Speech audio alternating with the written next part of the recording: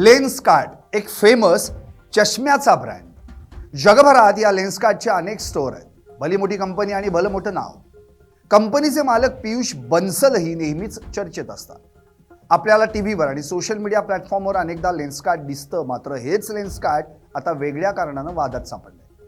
टिळा, टिकली आणि गदारोळ अशी स्थिती सध्या लेन्सकार्टवरून सोशल मीडियावर पाहायला मिळते.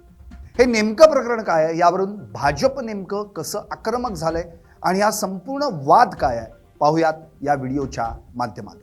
नमस्कार, मी संदीप आणि आपण पाहताय LS मराठी.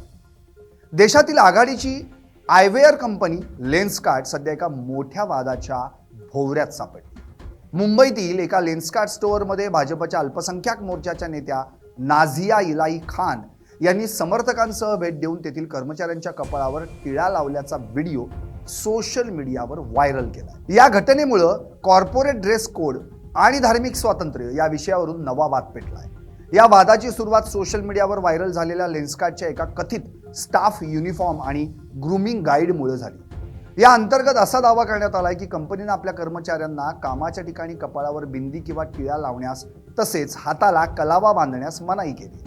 मात्र त्याच वेळी काळ्या रंगाचा हिजाब किंवा पगडी वापरण्यास मुभा दिली आहे. या भेदभावाच्या वृत्तामुळे नेटिझन्समध्ये संतापाची लाट उसळली आणि मग त्यामुळं बॉयकॉट लेन्सकार्ट सारख्या मोहीम सुरू झाल्या. या दाव्याची शहानिशा करण्यासाठी आणि आपला निषेध नोंदवण्यासाठी भाजप नेत्या नाझिया इलाई खान यांनी मुंबईतील अंधेरी भागातील एका लेन्सकार्ट स्टोअरमध्ये धाड टाकली. व्हायरल व्हिडिओनुसार खान यांनी स्टोअरमध्ये शिरून तेथील व्यवस्थापक मोहसिन खान आणि इतर कर्मचाऱ्यांशी संवाद साधला. त्यांनी व्यवस्थापनाला विचारलं, इथं शर्यत लागू करायचं आहे का? यावेळी त्यांनी केवळ घोषणाबाजीच केली नाही, तर स्टोअरमधील हिंदू कर्मचाऱ्यांच्या कपाळावर टिळा लावून त्यांचं स्वागत केलं. त्यांनी असा आरोप केलाय की कंपनी जाणीवपूर्वक मुस्लिम व्यवस्थापकांची नियुक्ती करून हिंदू कर्मचाऱ्यांच्या धार्मिक प्रथांवर गदा आणते. या दरम्यान त्यांनी जय श्रीरामच्या घोषणाही दिल्या. वादाचं गांभीर्य लक्षात घेता लेन्सकार्टचे संस्थापक आणि CEO पियुष बन्सल यांनी यावरून स्पष्टीकरण दिलं. त्यांनी सांगितले की सोशल मीडियावर फिरणारा तो दस्तऐवज जुना आणि कालबाह्य आहे. बन्सल यांनी स्पष्ट केले की कंपनी कोणत्याही प्रकारच्या धार्मिक अभिव्यक्तीवर बंदी घालत नाही. त्यांनी ही चूक मान्य करताना म्हटलंय की या दस्तऐवजात बिंदी किंवा टिळा याबद्दल चुकीची ओळ होती, जी कधीही लिहिली जायला नको होती.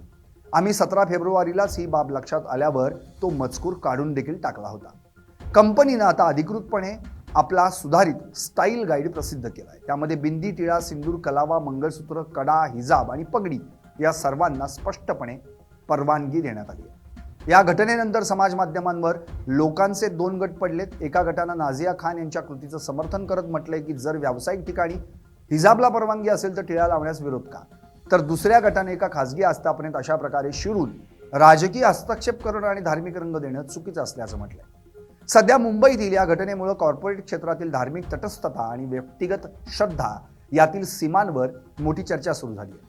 कंपनीनं माफी मागितली असली तरी हा वाद लवकर शांत होण्याची चिन्ह काही दिसत नाही.